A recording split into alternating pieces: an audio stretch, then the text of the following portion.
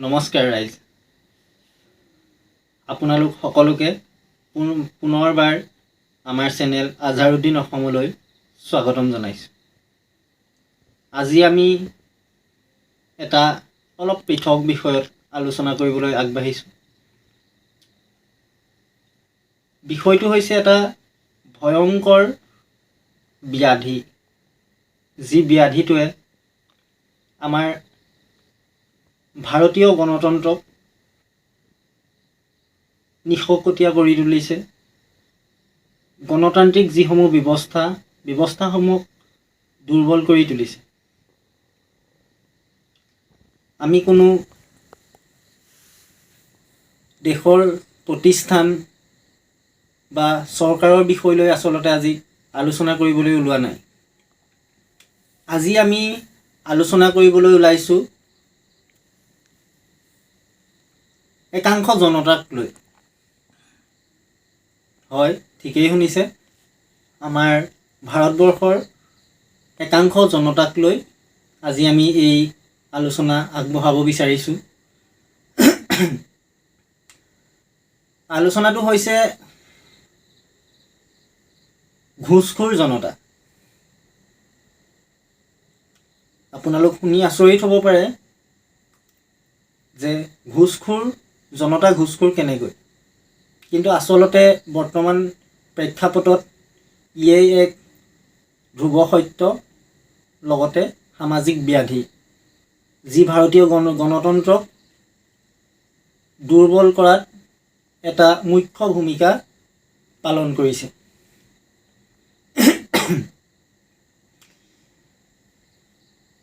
ঘুষখোৰ জনতা আচলতে কি?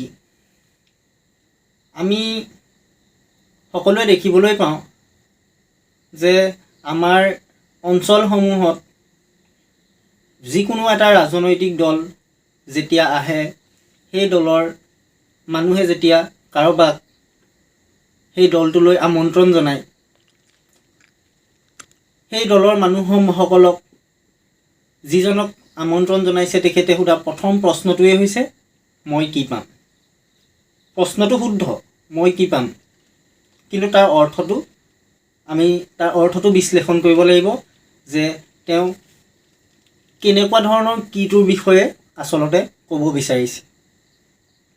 সেই কিটো যদি আমাৰ দেশৰ যিসমূহ ব্যৱস্থা আছে সেই ব্যৱস্থাসমূহৰ উন্নতি হয়, আমাৰ শিক্ষানুষ্ঠান বা আমাৰ যিসমূহ চৰকাৰী সা সুবিধাৰ ব্যৱস্থা আছে, বাট পথেই হওক, স্বাস্থ্যই হওক, এই বিষয়সমূহৰ উন্নতিৰ বিষয়ত যদি সোধা হয় প্ৰশ্নটো যে আমি কি পাম, তেনেহ'লে এই প্ৰশ্নটো 100% শুদ্ধ। কিন্তু আমি যেতিয়া দেখিবলৈ পাওঁ সেই ব্যক্তিসকলৰ লগত সেই দলৰ মানুহসমূহে কথা বাৰ্তা কৰে, তেতিয়া বুজিবলৈ পোৱা যায় যে সেই কিটোৰ অৰ্থ আচলতে দেশৰ ব্যৱস্থাসমূহৰ উন্নতি নহয়। সেই কিটো হৈছে ব্যক্তিগতভাৱে মই কি পাম। কি মানে আপোনাৰ টকা পইচাই হওক, চাকৰিয়েই হওক, ঠিকায়েই হওক, এনেধৰণৰ বিষয়সমূহতহে আচলতে আমাৰ বহু সংখ্যক জনতাই গুৰুত্ব দিয়া দেখা যায়। মই সকলোকে সাঙুৰিব বিচৰা নাই, 100% জনতা তেনে নহয়, কিন্তু বহু সংখ্যক জনতা আচলতে বৰ্তমান তেনে এটা পৰ্যায়লৈ অৱনমিত হৈছে। এই অধোগতিয়ে আমাৰ গোটেই দেশখনৰ ব্যৱস্থাসমূহকে অত্যন্ত জুৰুলা কৰি পেলাইছে। এখন দেশত এখন চৰকাৰৰ আচলতে কাম কি, প্ৰথমতে আমি সেইটো বুজিব লাগিব, বা ৰাজনৈতিক দলসমূহৰ কাম কি আমি সেইটো বুজিব লাগিব।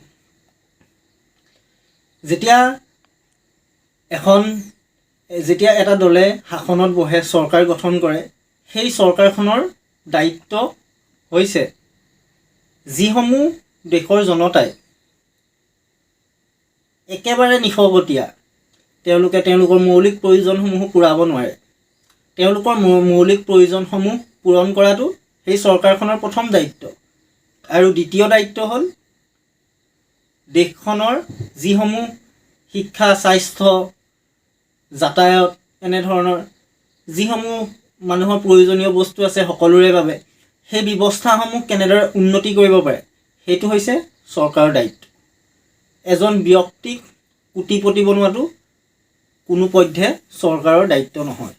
আৰু যদি কোনো চৰকাৰে কোনো ব্যক্তিক কোটিপতি কৰাত লাগিছে, আচলতে সেই চৰকাৰখন বা সেই দলটো পথভ্ৰষ্ট হৈছে। কিন্তু এই পথভ্ৰষ্টতাৰ আঁৰত আচলতে আমি জনতাই জগৰীয়া। আমি দেখিবলৈ পাওঁ যেতিয়া নিৰ্বাচন আহে, নিৰ্বাচনত এটা কথিত আছে আমাৰ অসমত বিশেষকৈ শেষ নিশাৰ খেল। সেই শেষ নিশাৰ খেলটোৱে আচলতে আমাৰ দেশখন শেষৰ পৰ্যায়লৈ লৈ গৈছে। শেষ নিশাৰ খেল মানে মই নকলেও সকলোৱে জানে, নিৰ্বাচনৰ আগৰাতি দলসমূহৰ মাজত মদ, মাংস, টকা পইচা বিলোৱাৰ যিটো এটা অঘোষিত প্ৰতিযোগিতা আৰম্ভ হয়, সেইটো হৈছে শেষ নিশাৰ খেল। আৰু যি শেষ নিশাৰ খেলত আজিলৈকে ৰাজনৈতিক দলসমূহ জয় হৈ আহিছে, জনতা সদায়ে পৰাজয় হৈ আহিছে, দেশখন সদায় পৰাজয় হৈ আহিছে। কিন্তু এই ব্যৱস্থা আচলতে কিমান দিনলৈ চলিব?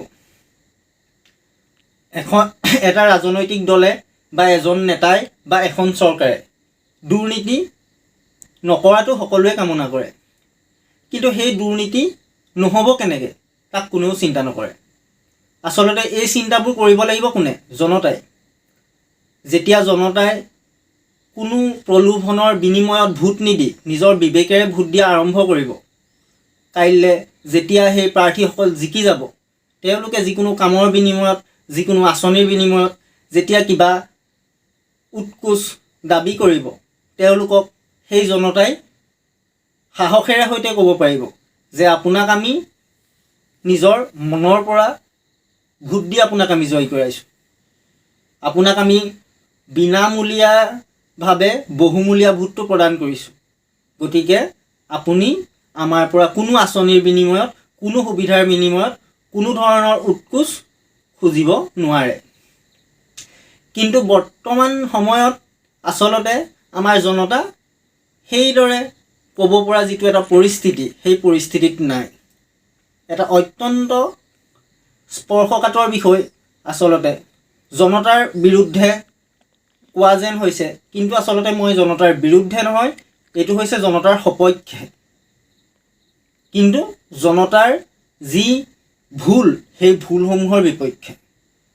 আচলতে এতিয়া দেশখনৰ যি এটা ৰুগীয়া পৰিস্থিতি হৈছে, সেই পৰিস্থিতিক লৈ সকলো যদি নিমাত হৈ থাকে, সকলো যদি চলি থকা ব্যৱস্থাটোক লৈয়েই চলি থাকে, দেশখন কেনেকৈ সলনি হ'ব?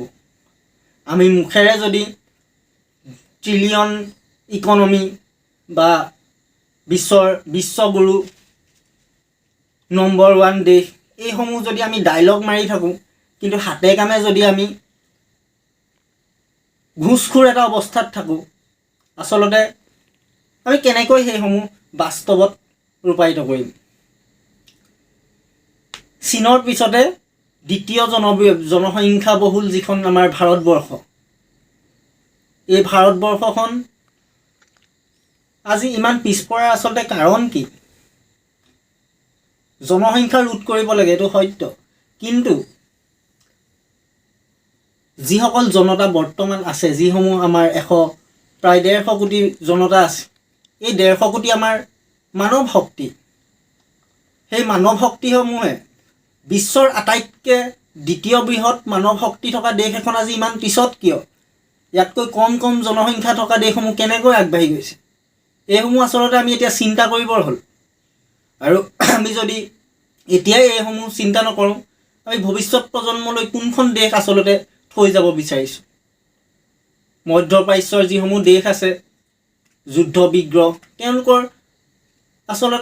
যুদ্ধৰ কাৰণসমূহ যদি আমি বিশ্লেষণ কৰিবলৈ যাওঁ, হয় ধৰ্ম, নহয় অৰ্থনীতি।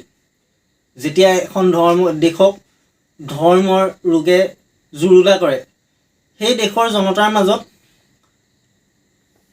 অসূয়া অপ্ৰীতি দেখা দিবই। আৰু যেতিয়া এখন দেশ দৰিদ্ৰ হৈ যায়, তেতিয়াও তাৰ মাজত একেধৰণৰে এটা অৰাজক পৰিস্থিতি দেখা দিব। কিন্তু আমি ইমান জনবহুল এখন দেশ কেনেকৈ, কি কাৰণত আজি আমি এনেদৰে পিছলৈ গতি কৰি আছোঁ? এই কাৰণসমূহ আমি বিশ্লেষণ কৰিব লাগিব। তাৰ প্ৰথম আৰু প্ৰধান কাৰণ হিচাপে আচলতে মই দেখিবলৈ পোৱা যিটো কাৰণ হৈছে সেইটোৱে হৈছে ঘুষখোৰ জনতা। আমি জনতাই যেতিয়ালৈকে কিবা এটা ক্ষুদ্ৰ প্ৰলোভনৰ বিনিময়ত ভোট দিয়াৰ সলনি নিজৰ বিবেকেৰে যোগ্যজনক ভোট দিম, দেশখন নিজে নিজে ধুনীয়া হৈ আহিব। যেতিয়া আমি সৎ ব্যক্তিসকলক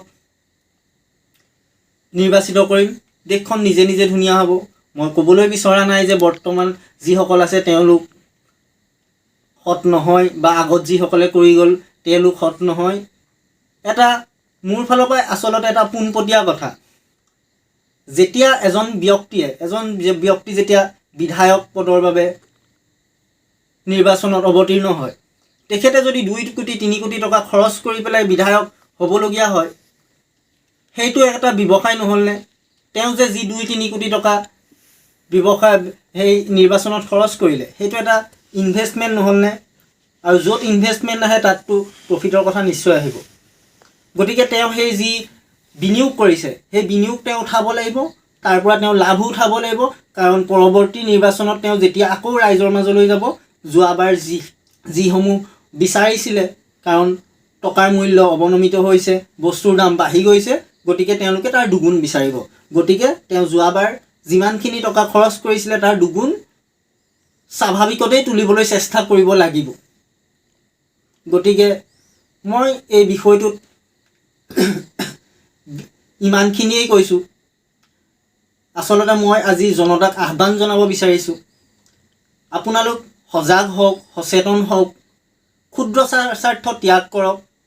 অলপ কষ্ট হ'ব, দুদিন এদিন কষ্ট হ'ব, কিন্তু আমাৰ ভৱিষ্যত প্ৰজন্মই এখন সুন্দৰ দেশৰ বাসিন্দা হিচাপে এটা সুখ লাভ কৰিবলৈ সক্ষম হ'ব। গতিকে সকলোৱে যাতে নিজৰ ভৱিষ্যত প্ৰজন্মৰ কথা চিন্তা কৰিয়েই অন্তত এই যি আমাৰ কুসংস্কাৰ বুলিয়ে ক'ব লাগিব, এটা ব্যাধি, মাৰাত্মক ব্যাধি, ৰাজনীতিত টকা পইচা যিকোনো প্ৰলোভনৰ যি লেনদেন, এইসমূহ আমি নাইকিয়া কৰি এখন সৰ্বাংগ সুন্দৰ ভাৰত লগতে অসম গঠন কৰাৰ বাবে আমি সকলোৱে আহক, হাতে হাত ধৰি আগুৱাই যাওঁ। নিশ্চয় আমি সফল হ'ম। আমাৰ দেশ ধুনীয়া হ'ব, সুন্দৰ হ'ব, আৰু আমাৰ দেশ সঁচাই বিশ্বগুৰু হ'ব।